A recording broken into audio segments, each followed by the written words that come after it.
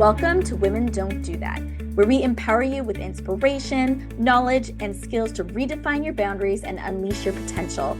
I'm Stephanie Minton, founder and CEO of Beacon North Strategies and your guide. Small town girl turned CEO while navigating career, motherhood, ADHD, and chronic migraines. Our conversations range from interviews with visionary women to solo episodes filled with actionable insights. We are your hub for turning what ifs into let's go. Are you ready to redefine your possible? Let's get started.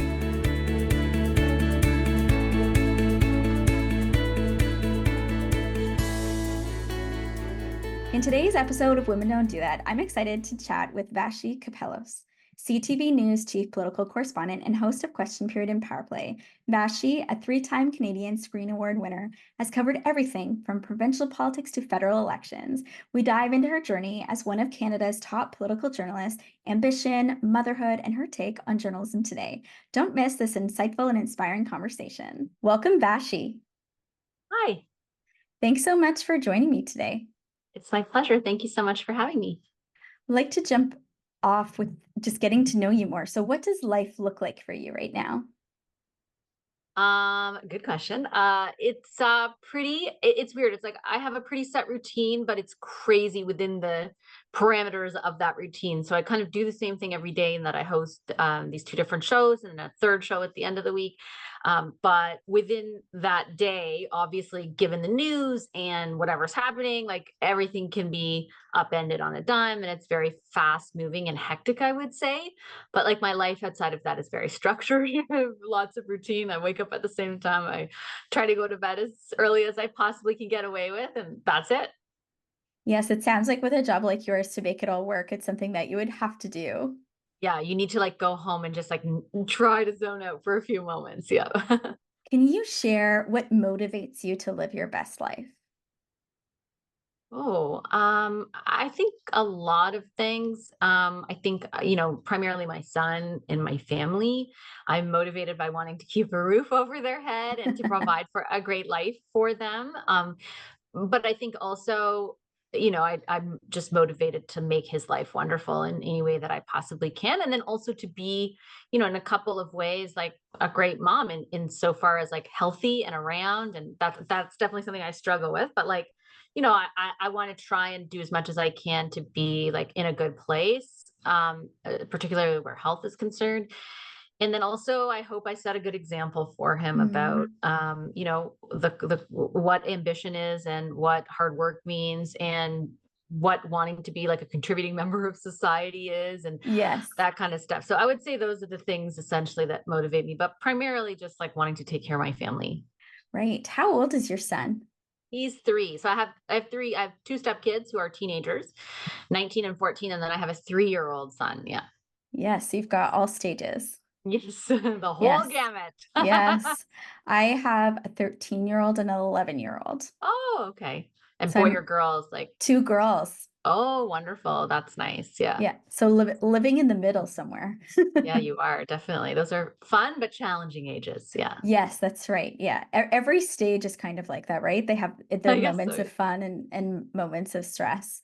Mm. Although I personally am happy to kind of be over those toddler years. I miss the cuteness, but Yeah. I appreciate that if I really need them to, they can get out the door themselves in the morning, which is kind of nice. Can't even imagine that. We're in a stage right now where my son like screams opposition to leaving the house in the morning or putting on clothes or getting ready for bed. Like everything is a fight. So Yes. sounds good. Yeah. Yeah, I know. It's fun. It's funny, right? You hear this from moms all the time. It's like it does get easier. It definitely does, but it doesn't help when you're in the middle of it sometimes.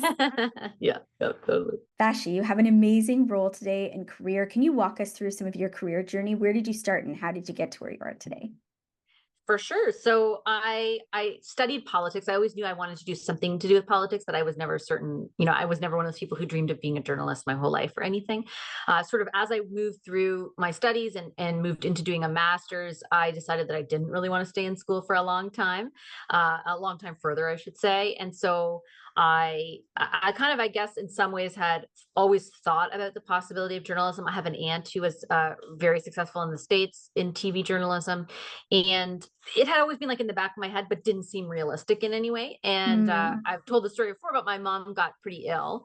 And when she did, I certainly like, it's weird. It gives you a bit of a lease on life in a different way, in that you feel like, well, there's only a certain amount of time you have here. You might as well like take risks if you can afford to, in a myriad of different ways. So I basically decided at that point that this is what I wanted to do. I found a program at a college in Toronto. I'm Mm. from Toronto, just like outside of Toronto, that was meant for people who already had a graduate degree. And so it was like 4 months, 9 to 5 intensive, learn how to report on TV, edit your stories, be an anchor, all that kind of stuff. It was a wonderful program, very practical and hands on. And at the end of that program, that was 2 weeks from being done, I'm like, well, now I got to get a job. And I was very resolute in my belief that I needed to like go somewhere where it was okay to have no experience. And that means like a Mm. very small market. So I applied to any job in a small market, like a very small market that existed. And the one I ended up getting pretty soon, actually, after finishing that program, was in Swift Current, Saskatchewan. And so I moved to Swift Current from downtown Toronto with my sister, who like had a ruptured eardrum on the plane. So when we landed in Calgary, like, you can't fly anymore. So we took a bus for like 14 hours from Calgary to Swift Current, got out at 3 in the morning. And I Oh was like, my. oh my gosh, what have I done with my life? Anyway, it was great. I spent time there almost a year. And in that place, I learned how to shoot and edit and put together my stories. Like it was, a public, almost like a public affairs channel there. And then I got a Mm. job with Global in Saskatoon. And I spent a year and a half there learning how to report, how to anchor, how to cover politics, my first election, for example. And from there, I moved with Global again to Edmonton, where after a short period, I became kind of like the legislative or provincial affairs reporter. And that's when, my career, I would say in earnest, really took off, because I got to do exactly what I had hoped I would be able to do, which is focus entirely on politics. And my previous jobs, like I was Mm. general assignment. So in Swift Current, I was doing like the Berry Festival, or things like that. And then in Saskatoon, I was covering whatever the big news of the day was. And then, to be able to narrow down my focus and my beat essentially to politics opened up a million doors. And truly, truly, like at that moment, I was like, well, this is it. I'm done. This is all I know this is what I want to do for the rest of my, time I'm allowed to work, or my career. And from Edmonton, I spent 3 years in Edmonton. And then from Edmonton, I moved to Ottawa with Global, and I worked my way up kind of through that bureau, became the bureau chief, became the host of the Sunday talk show once Tom Clark left. Mm. And then I got hired by CBC. I hosted Power and Politics for, 4.5 years, including a mat leave that I took in the middle of that. And then came to CTV. So that's What over like an 18 years, but Yes. What an condensed, yeah. amazing story. It makes me think about how challenging it can be sometimes when you're a young person and you're starting in some of those junior roles, but then how much you learn and grow, and it's stepping stones to where you want to go eventually. Yeah. And to be honest, I would never, ever be where I am without those jobs, both from like a life perspective and also a work perspective. Mm. This job that I do, there is no substitute for experience. Like there is Mm. none. There is, no matter how good you think you are, how smart you think you are. And believe me, I thought I was. I look at the things I did then on air, and it's like beyond horrifying, like I thought I was nailing this. And then I look and I'm like, oh my gosh. And the only way you get better, like I mean, there's no, yes, you have good instincts, your intelligence, your ethics, all those things. But honestly, the only way you get good at being on air is by being on air. And so there's no substitute for, I think, doing taking the path that I did. I'm really glad I took it. It was very difficult, as you point out, like a lot of moments in my life in the first few years where I was like, what have I done? Why Right. am I doing this? But it also like builds, it sounds cheesy, but it does build your character, to Yes. live alone in the middle of nowhere, and try to make ends meet on barely any money whatsoever. And I'm lucky that I had, the fail safe of my parents ultimately at the end of the day, but like it still, I think, improved my character. And then also I think it really helped like me do my job insofar as I learned what it's like to live in other parts of the country. And the way that Hmm. people look at this country is very different depending on where they live. And I became a more empathetic, I think, and understanding journalist as a result. I hope, at least. Yeah, I think that's really important, seeing those different perspectives from different parts of the country, because you're right, Canada is just so vast and the opinions are very different. And if you had always been stuck in the Ottawa bubble, as they Oh, say, you just wouldn't have the same perspective that you can bring to your job today. it's even worse. I grew up in downtown Toronto, like by the 5 minutes from downtown. Like it's the most central Canada warped view of the world that I would have brought with me within any checks and balances. So I'm glad that I didn't. Yeah. Right. When you look back on your journalism career, is there a moment that you've been a part of that you're really proud of? Oh, I yeah, I think a lot of them come to mind. I think two more specifically. I think from a sort of like long-term career perspective, I when I had just started out not too long into my time in Edmonton, there was a leadership election for the governing PC party, which like was a dynasty in Alberta, had been in power for four decades. And it was my first time really like live anchoring anything. And I have to say, like, I really had no clue what it entailed whatsoever. And it was supposed to be like a 1 hour show, and the leader would be appointed, et cetera, et cetera. And it ended up being like, I don't know, 8 hours or something. Like it was crazy. It went to ballot after ballot after ballot. And we stayed on air for the whole time. And at that time, like where I worked in Edmonton, it was like a media powerhouse there. Like they had a huge presence locally. They were sort of, it was ITV. They were like beloved by the community. So we had a lot of resources, and it was like, it was the most wild experience. And I felt really, it was one of those days where, and now I've had many of them similar, where you're like, I'm flying by the seat of my pants. You have no real support system. You're live on TV and like you just go. And then it ends and you're like, I did it. Like, I can't believe it. Hmm. Just 7 hours earlier, I would never have thought I could carry 6 hours of TV with Yes. my limited experience, and you did it. And it probably wasn't that great. I haven't rewatched or anything, but I remember feeling a genuine sense of pride. And those are my favorite moments, even still now, when like the going gets tough, everything is like totally unpredictable, and you didn't know it was going to happen. And it's my favorite thing in the world to do, is to anchor in those situations. And I think like that experience and the pride I felt there kind of helped. And then I had another experience when I worked in Edmonton, in which, at the provincial level, it's a little bit easier to take stories and apply them to policy and to see how the government affects people. And it was a case of Mm, a rare disease in which, like so many, they can't get funding for the drug that could save. In this case, mhm. it was, their kid's life. And I just remember how much the family was like the most genuine family I'd ever met. How you could tell this was like their last resort. They would never want to go in front of the media and talk about this, their own private lives. But they felt like they had to just save their kid's life. I wasn't even a mom yet, and like I just remember feeling so emotional about it and being like, okay, well, let's figure out if this is warrant, how we can change this, if it's a change is warranted. Anyway, it worked out, and they were able to get the funding, and their beautiful girl is like thriving to this day. And it's just crazy to think that, had they not taken the risk of sort of speaking publicly, God knows what would have happened to their child. And like, I don't know if it's pride is the right word. I just felt like, oh, like there's a real purpose in Mhm. what the media does. And I know it's like, it's fun to like make fun of them and everything now, but we wouldn't know about so many things that happen, injustices in the world and stuff, if people weren't highlighting them. And you can't change that stuff if you don't know about it. So I felt a lot of pride at the fact that it worked out, and that sweet, nice family got like, the goodness that they deserve. Yeah, that's such an amazing story and so important when we talk about the value of media and the change and difference it can bring beyond just bringing news, but it can make change as well.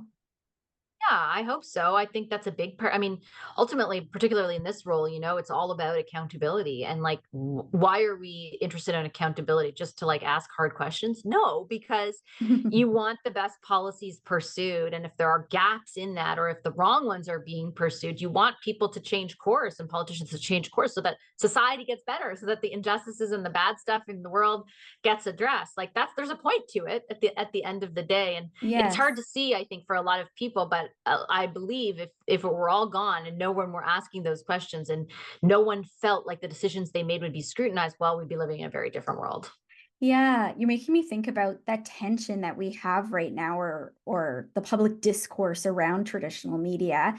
And as someone who grew up around traditional media, I really value it. I think it's so important. And so some of those conversations really bother me because I know what a difference it makes and I see it every day in the type of work that I do.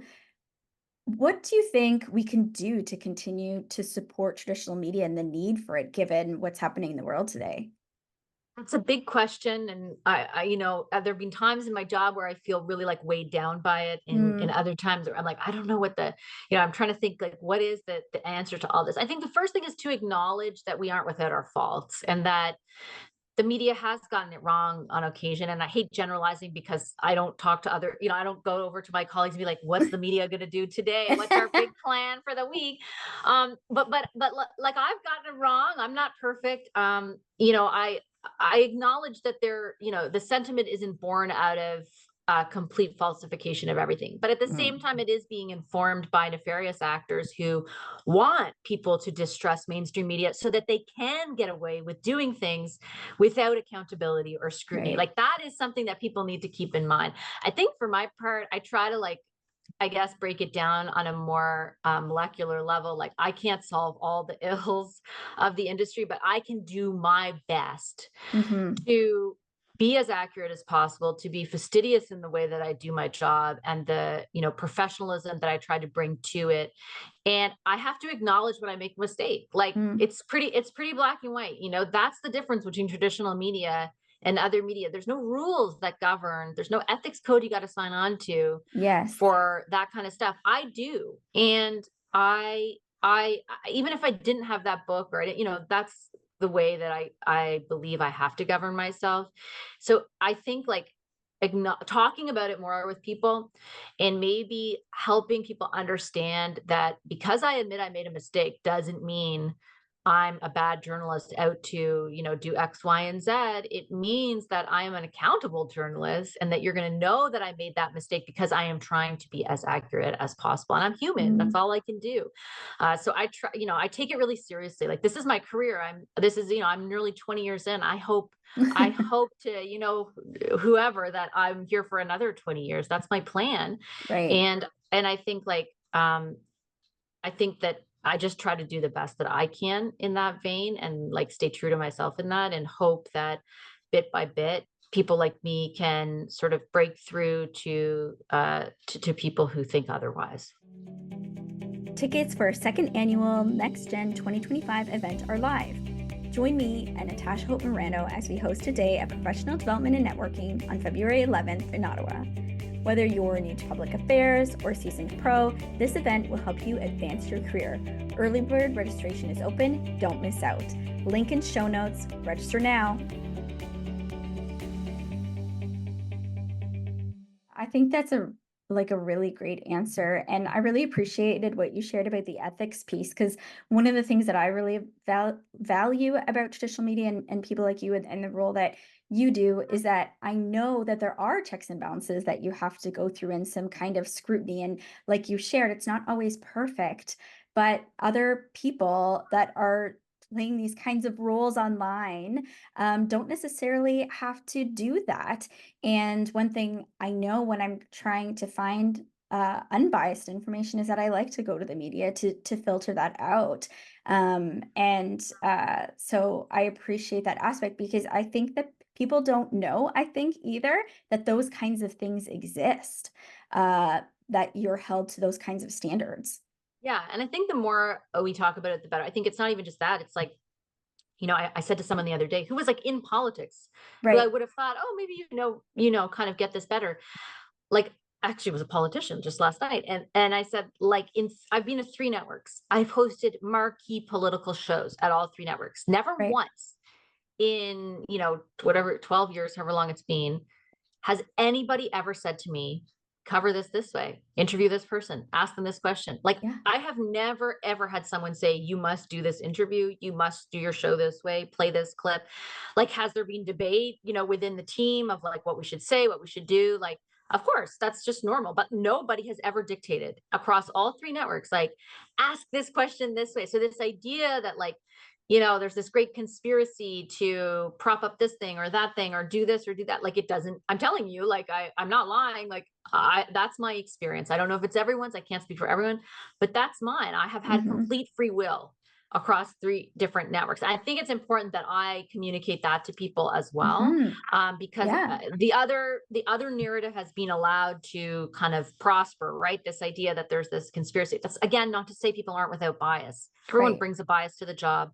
There's a certain type of person living in certain places in this country who has a certain level of education that is drawn to journalism. So you're gonna, in the aggregate, probably be left with a feeling in one way or the other of some sort of bias. But it's not like everyone comes in the morning and is like, you know what, how do we ask this question to, like, make sure that this mayor wins, or this, like, it doesn't work that way. I'm Right. telling you, Yeah. nobody says anything to me about what I should or shouldn't be doing. Yeah. I love you sharing that because it's so important. When you think about your role as a journalist and the public scrutiny, especially online for women, how do you handle that level of scrutiny on you because of your high profile role? Well, it's been a real evolution. I handled it terribly when the hate really started, to be blunt. Like, I was a mess at home. I was coming home like distraught almost every day. I was, worst of all, I think I was letting it like inform my judgment. Right. And that was the biggest disappointment to me, because I've always been kind of sure of myself in a way. And I was like, not in a boastful way, but just like, I don't really doubt my gut a lot. And I had Mm, started to, and so it was really like a process of figuring out how to survive. And what I ultimately determined was the way for me to survive was to remove myself from paying attention to that, and to ultimately like really just consider the source mm, as a rule of governing myself when it came to criticism. So once right. again, I'm not infallible. I deserve criticism. I deserve scrutiny, but I just look at where it's coming from. And if it's some troll who's just like, you're fat and you're stupid, then like, why do I care? Like, I have to ask myself, like, why am I so like sort of insecure that that bothered me so much? Yes. And why do I need to know what that person thinks? I don't. Yeah. And then versus like, some nice gentleman who watches the show every night who sends me an email and says, well, I sort of felt that this line of questioning was out of line, and here's why. Like, okay, that deserves a response. That deserves my attention. But I don't think that the trolls on Twitter or wherever do. And so I've Yes. removed myself from that platform and any other platform that I felt was like just not helpful in that regard. And I really like have become, I have like the thickest skin. Like, I just don't care. Like, I really Yeah. truly do. I have, like in the past week, I was called a traitor. I was called like crazy things. I'm like, okay, whatever. Like, I know the decisions I make and I have to stand by them, and I'm prepared to do that. Yeah. My favorite is some of your colleagues on X, they will post somebody who's like screenshots. This person said I was too left wing. This person said I was too Yeah. right wing. And I'm like, well, you can't be both. So what's going on here? And it's a little bit entertaining because I'm just like, oh, it's so ridiculous. Yeah. And I only get or ever see slivers of this myself. So I can't even imagine. So I appreciate you sharing your own experience, and hopefully it will help some listeners who are trying to navigate some of that as well. One of the things I'm personally interested in knowing about you is that you do a really good job of asking tough, really fair questions from politicians. You have an amazing reputation, and I hear that from people across the political perspective. But how do you tactfully really push to get answers if a politician's really trying not to answer the question and you're trying to break through the noise? How do you do that? That's a really great question. I think it's something I've become really accustomed to, because it is sort of like the way of the day. Like, Right, somehow there's some media school that got together and was, or media training school was like, what you need to do to really succeed as a politician? Never substantively answer a question and right, stick to your talking points. And like many times, people come on the show, and the view that sort of like their handlers have or something is like, oh, they did a great job because they like stuck to the talking points. I'm like, but did you listen? Because it doesn't sound great right. to people who watch. And it's probably the number one comment I get from viewers is like, just a frustration at the lack of real answers. And I get it; they have a message to deliver, but there are ways that can happen. And I think like as long as my questions are fair, Mhm. like as long as they are not needlessly provocative but fair and substantive, then they deserve to be answered. And I think like I have just found a way to move through it in which I follow up That's the number one thing I Hmm. do. I think that, people respond to. If they don't answer, I ask again and sometimes again and again. And then ultimately I point out that they're not answering because I think that's a really important function that I have as well. Obviously, I'm not Hmm. going to spend like, 30 minutes pointing that out, but I do think At if you some point, you try, have to move yeah, on. yeah, if you try a few times, you've pointed it out, you've put some facts on the table, you've explained why you think it's an important question to answer, and there still isn't an answer, then you got to point out that the person isn't answering. And like that's Hmm. essentially my job is to shine, get those Hmm. answers, but also when they're not getting them to shine some daylight on the fact that you're not, because sometimes that says just as much as an It's answer true would have. because you're right. It's interesting because when they continue not to answer the most simplest question, you can see this sometimes in the House of Commons too. It's very telling to viewers or to listeners that that's happening, and it creates an opinion. So yeah, I think it can for sure. When you're doing interviews, how do you tell, or what does your gut tell you in terms of if you feel like an interview's gone really well? Oh, I'm not sure. I think I don't know if I really think about that all too much. I think I just Okay. sort of like, I guess I don't know. It depends how you define if an interview went well, like I have different ways of looking at it. Like sometimes I'm like, okay, did I do a good job of pointing out and challenging what they weren't saying, what they weren't doing? Like, did I prepare enough and did that preparation come through? Like that's one way to assess how I did. But then there's others where it's like, oh, like I actually enjoyed that interview. Like I did feel like it was a substantive exchange. There's been a few lately where I'm like, oh, this isn't as talky pointy as it has been. They're not getting their backs up. Like I can challenge and push hard, but they push back. Like that's an interview that I love at the end as well. So there's Mm. a few different ways that I kind of look at it. Yeah. Oh, very interesting. When you look at your career, and I heard you mention this word earlier, and it's something I identify with, you talk about being ambitious. What has that experience been like for you in your career? It's not been a straight line. Like I think ambition is born out of an ability to surmount failure. Mm, For me, that's been the case. I think it's one thing to say you're ambitious and you want to succeed. It's a different thing to deal with all that stands in your way to get there. And there's right. a lot. Like in no way would I want to convey like I woke up and I was like, I want to be a host. And now 20 years later, no, it's like this, right? In Right. many, Yeah. many, many different ways. And it has a big Yes. impact on your life. There's an opportunity cost to it and the amount you can do with your private life and personal life and family and everything. Like it's complicated. And there's been many things I've been rejected at or not done well at and I think that to me like the meaning of having that ambition is getting up the next day and Mm, continuing to move forward and try to achieve what you want to achieve because right. it's not just like I want to do this, I'm going to work hard. It's not that simple. Like there are going to be people, and I have this to this day, like there are people who don't want you to succeed. There are people who become bitter when you do. There are people Mm, who can make life really hard for you. There are experiences where you get fully rejected, you mess up on air, you go blank during a live hit on national news. I've lived all of that, and ultimately I think to me my ambition is the fact that I kept going. oh, I love it put that way, Vashi. I've never heard that done I that didn't even way. know I thought of it that way until you asked. It's a great Yeah. question. Yeah, it is overcoming barriers and keeping pushing forward. It's really important. You're a busy working mom. You're one of our top journalists in Canada. What advice do you have for moms who are just trying to balance a lot of different pieces in their lives? Wish I felt qualified to deliver any advice, but Yes.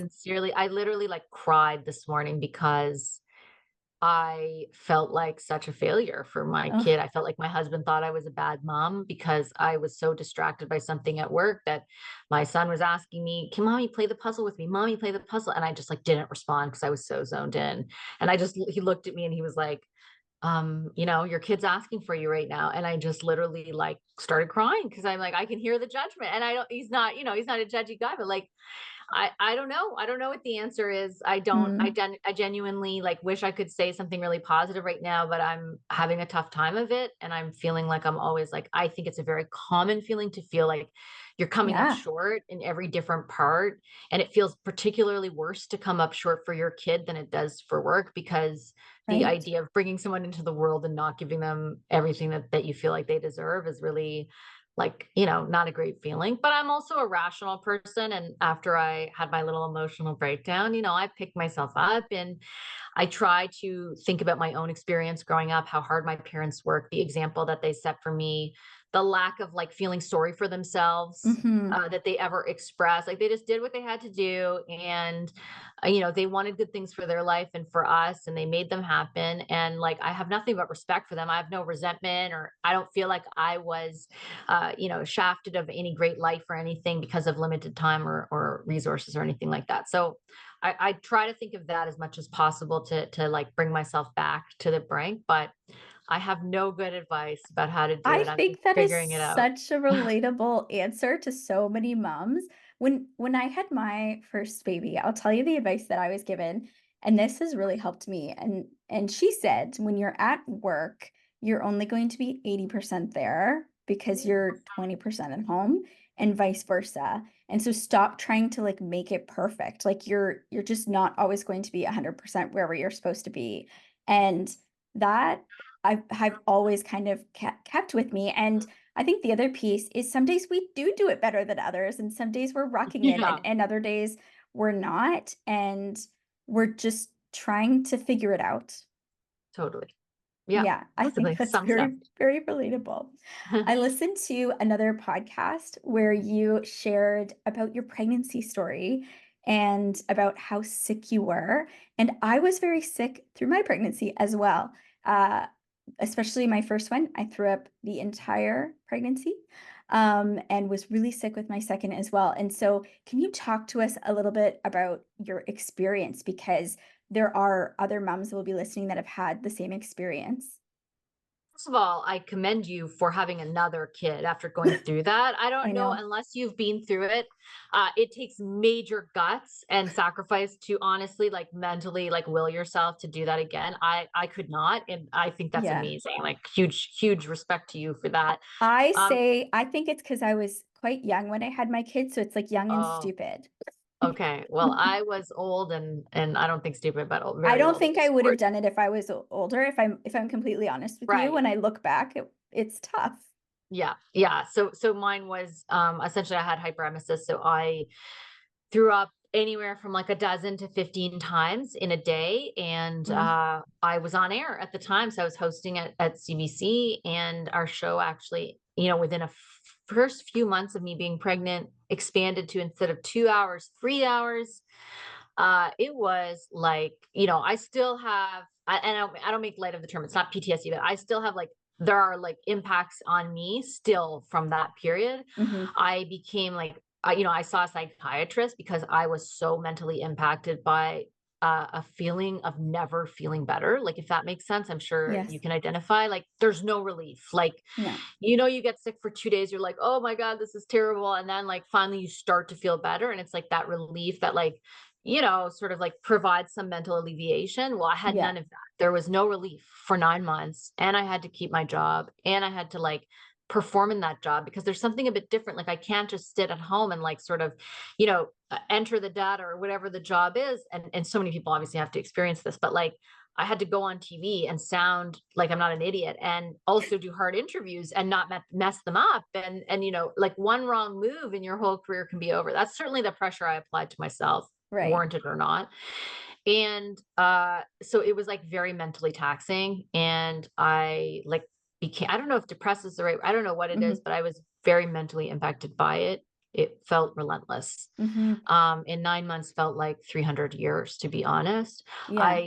I had a really supportive colleague who was running the show I was on. Her name is Nicole at the time, and my other colleagues there were so wonderful. She put like a Hmm. cot in her office so that in between interviews and stuff, I could, like, pre-tapes, I could sleep. There's a garbage thing close by so I could puke during the show.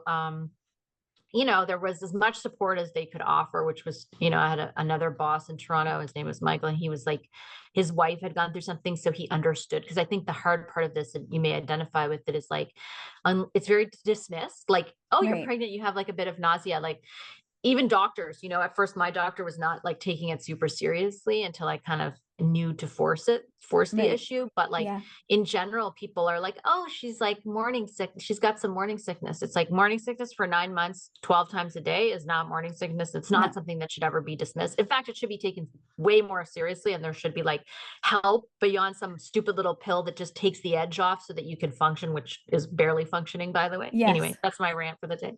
Yeah. But yeah, it was a really tough go. However, the second my baby came out of me, it was Yes. gone. The fall courses of the Beacon North Mentorship Academy are here. Join us to boost your advocacy, communication, and media skills.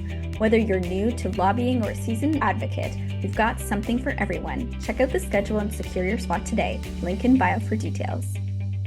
Yeah, I have to tell you that, so during my delivery, I lost a third of my blood supply. So I still threw up after she was born. And I remember being so angry and so upset because I was like, you said this would be over. Yeah. And then once I got like blood and everything, I didn't throw up anymore, but I was like just waiting for that relief. And that was really hard. And I can really appreciate what you said about the trauma because it took me, I would probably say a minimum of 5 years that Mm. when somebody told me they were pregnant, that I could be happy for them. You don't shudder at the No, thought yeah, I shuddered, immediately. but I not know. even Like just for even now, myself. I'm I, like, I felt bad for them. yeah, It's not yeah. like, oh, that's great news. I was like, that's I know. awful. And it's crazy because like so many women don't experience that, right? And I try not No. to like, color them because like you can have a wonderful pregnancy and some Yes. people are like so naturally like and that's like honestly, I don't wish this on anyone. I'm happy for people that have it Yes. otherwise, but same thing. Like someone tells me they're pregnant, I just like inside I'm like, oh gosh, Yeah. my It's heart starts and beating. it's really true what you said about you don't know what it's like until you experience it. I had someone who with one of their later pregnancies was more sick than they had been in the first ones and they were like, "Oh, like now I understand. I had no idea what you were going through. I actually would have done more for you if I had have known." Like you can't imagine what those kinds of experiences are like. And I remember like I have two kids and I just when you talk about, having one and whether when I thought about if I could have a third, I'm like, I just can't do it because I'm sick for an entire year because I also had to have C-sections. So you're Yeah. basically 12 months of Yeah. either throwing up or like recovering from surgery. I'm like, I'm not doing that. A lot. I'm not doing it. And honestly, I can't imagine doing a job like you did, and being sick like that. Like, that's so challenging.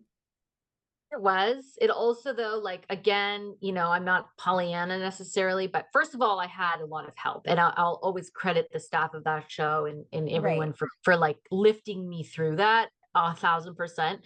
But it also again was like another thing where it's like, okay, like not a failure, but like a really really tough obstacle that like I had to get through, and I did.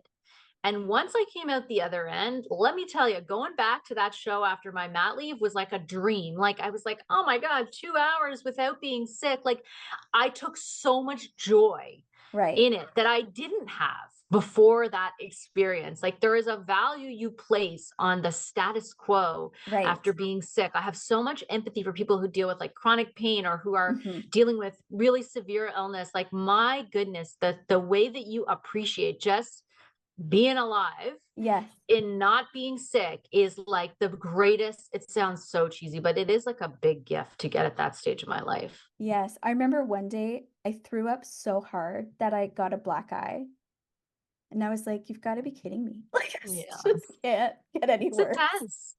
Yeah, it's intense. Yeah, it shows how much your body, goes through. When you think about motherhood, you're also a stepmom. Probably Mhm. lots of listeners are too. Do you have any advice for navigating blended families? Oh, that's a great question. I don't know if I'm qualified to give advice, but I do have the two most wonderful stepkids in the entire world. Like I'm pretty sure they're like three-quarters of the reason that I married my husband. Like, I really had gone into it. I guess the one piece of advice I have is for women who are, I was older when I met my husband. I had, like, been through the, I don't know what to call it, of dating for years and years, all the ups and downs. And I was sort of like, when I would have looked at the face of it as like an older guy with two other kids who lives half an hour outside of Ottawa in a rural area, like none of that on paper. I would have been like, are you kidding me? Much like my father's reaction was initially when I told him. But when I decided not to be stuck to what the paper of that was, it actually is so different than I imagined. And in fact, the existence of his kids was like the greatest draw. Like I said, they're the most wonderful kids in the world. I can't believe how lucky I am that they are, the brother and sister to my son. Aw. And I mean, I'm not their mom. They have an amazing mom. Both of us have gone out of our way to facilitate a great relationship. And I give all the credit to my husband and his ex because they have at every step of the way put their kids first. And like, I know Mm. it's easier said than that. I don't know what that's like. I know it can be really difficult, but I'm telling you, these two people like love their kids so much. Aw. They have never said a bad word about each other. I've never heard my husband criticize her ever in my presence. Wow. And like, he's not an altruistic kind of guy or anything, but like, it's just, they love their kids. They want the best for their kids. And we have all facilitated a great relationship as a result of that. And, my only other advice, and obviously it's different dependent on the situation. I just like would never, I'm a mom to my kid, but I'm their like, fun aunt. I'm like their fun friend Yes. who gets to like treat them to things and spoil them and enjoy their company and, make them feel good. I hope as much as I possibly can. And whenever they need anything, hopefully I'm there for them as well. But like, they have their parents 100%. Right. Oh, that's amazing. When you look at your son, what life lessons has motherhood taught you going through that experience? Oh my goodness. I think like one of the biggest sort of, I don't know if it's a lesson, but like a challenge that I really face is I lost my mom 14 years ago now, and it's been a really difficult thing to navigate. It also, I think a lot of people who have lost their parents young would identify like makes you really aware of your own Mm. mortality and very nervous about death. Like you become, Right. I don't want to be crass, but like you become kind of consumed, Right. particularly if in my mom's case, like she was diagnosed and 3 months later she had passed away and it was like her symptoms were Mm. like she was tired. So you just feel like, oh my gosh, what can happen? Yeah. So I found it a big challenge to experience like the level of love and attachment I have for my son and to reconcile that with the anxiety I have about something happening to him. Right. And I think like as far as a lesson goes, it's been a real experience for me in trying to stifle that, trying to like navigate it, Mm. trying to like not be consumed by it. Right. I think I'm on the other side of it. Like I feel pretty good about like I can recognize I'm having these feelings, and you play out in your head worst case scenarios all the time, and Right. like I'm able to stop those kind of as they're Right. playing out. But it is a real challenge, and I think like part of that is just the sheer love you feel, the sheer like I don't know, it's just so overwhelming that like this is your whole heart living literally, as they always say, like outside of your body. And like I can't Yes. imagine if anything were to happen. So that's probably like one of the biggest Yeah. things. And then Well, otherwise, like I don't know, like a lot of people say, oh, my life perspective changed and all this stuff. And like honestly, mine hasn't. Like I knew yeah. I'd love my kid to death. Now I just, love him even more than I thought was possible. And I always grew up where family was really important. And I know what it's like to, like I said, lose my mom. And Hmm. I have great sisters. And I always like, as much as I was driven in my career, it was not at the expense of like having a personal life or loving my family and stuff like that. So those bones already existed. Right. Well, I appreciate you sharing that because there'll be other women that have walked through that experience too, and it will be very relatable for them. Um, I've heard that from other people too, like walking through that parenting journey with the loss of a parent can be very difficult. So thank you for sharing that. I know we're running out of time. We want to get you home for bedtime. So let's finish off with the rapid fire questions. Can you share a rule that you've broken that turned out to be a great decision? A rule that I've broken. Probably marrying a guy who's been married before with 2 kids. I don't know if it's a Who's rule, but, like, not something yeah, that I thought would happen. Yeah. right. Who's a woman that continually inspires you? My mom. Your mom. What's one book that has significantly impacted your wisdom or perspective? Hmm, a book. Sorry, let me think for a second. That's okay. Um, the okay, this is cheesy. John Grisham, what was A Time to Kill? Okay. It was the first book that I read that was like about like massive amounts of injustice and like racial injustice in particular. And I don't know why, but I it just informed like the I guess the vigor or the passion with which I like attached myself to knowing more about stuff like that. And it's not Right. particular to that. Obviously, that's set in the United States and all this stuff, but like I just became very interested in bad stuff coming to light, if that Right. makes sense. So I Yeah. think it had a big impact on me that way. Oh, that's amazing. Thank you for sharing that. Thank you so much for your time today. And it was interesting to learn more about the news and, walk through some misinformation on that side of things and also just to get to know you more and get some advice. So thank you so much. Oh, it's been wonderful to get to know you too. And thank you for such amazing questions. I appreciate it very much. Thanks for joining us on Women Don't Do That. Don't forget to subscribe and leave a rating or review. Connect with us on Instagram at Women Don't Do That and visit our website www.womendon'tdothat.com for more details. Join our Patreon to support our work. Find all of the links in the show notes. Remember, you have the power to transform your what ifs into let's go. Together, let's redefine your possible. Until next time. The opinions expressed by guests are their own and do not necessarily reflect the views of Women Don't Do That, Stephanie Mitten, or affiliated brands.